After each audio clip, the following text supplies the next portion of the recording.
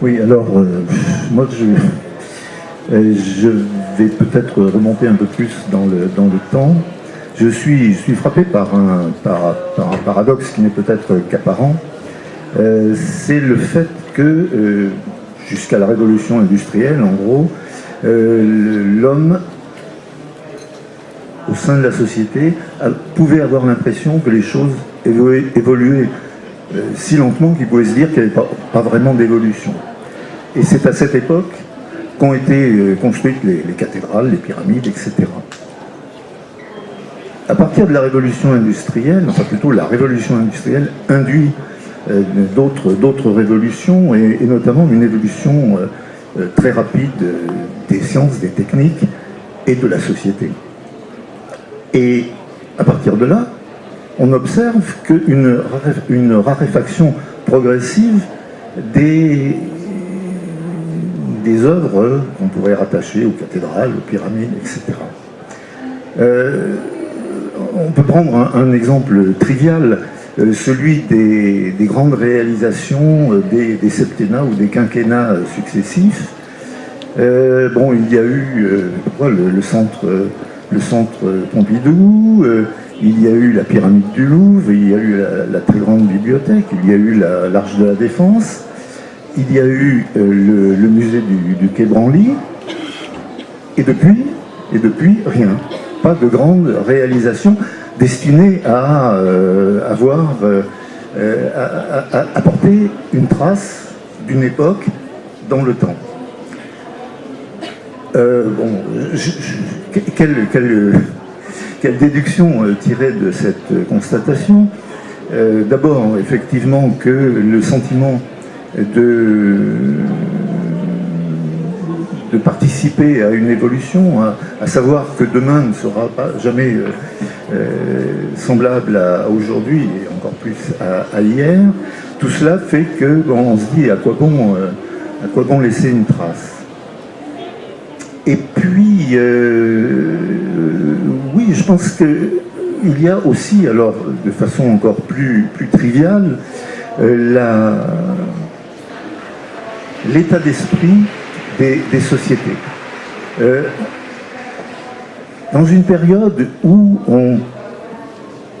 l'aisance économique fait que l'on a le luxe de pouvoir se projeter dans l'avenir, on a envie de laisser des traces. À une époque où la préoccupation première, c'est par exemple de trouver du travail,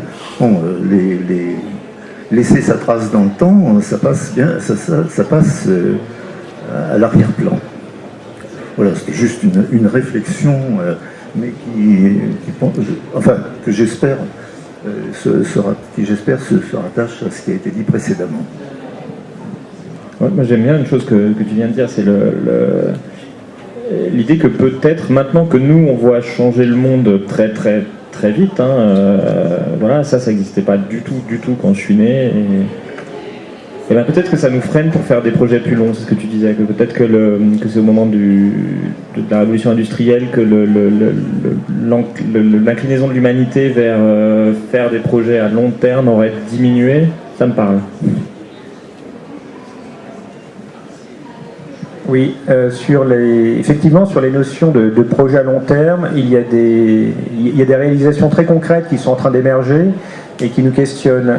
Moi, je voulais prendre l'exemple de ce qu'on appelle la grande route de la soie, qui est en train d'être bâtie par la Chine. Donc, c'est ce qu'on appelle du transport multimodal, donc route, chemin de fer, etc. Et qui, idéalement, doit relier la Chine depuis l'extrême est jusqu'à l'Europe et effectivement traverser plusieurs milliers de kilomètres. Et ça, les dirigeants chinois ont pris cette décision.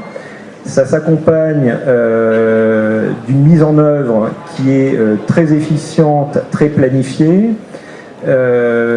Ils y vont déjà pour intégrer une partie de leur marché intérieur des provinces de l'Ouest, et puis progressivement ils se déplacent vers l'Europe. Et tout ça, c'est une réalisation, on va dire, du XXIe siècle qui sera, qui va voir le jour. Mais ça nous interroge également sur la capacité, effectivement, dans les démocraties où le temps électif est court, donc 5 ans pour la France, 4 ans pour les États-Unis, et puis on peut multiplier les exemples, à s'inscrire dans des temporalités qui sont longues. Alors évidemment, il est toujours préférable de vivre en démocratie que dans un régime très fortement autoritaire. Mais ça pose également la question de nos démocraties, leur capacité à se réapproprier ces projets sur un très long terme. Et ça, effectivement, pour l'instant, on ne voit pas de solution émerger de façon naturelle. Moi, je voulais revenir juste sur un point pour le creuser un peu.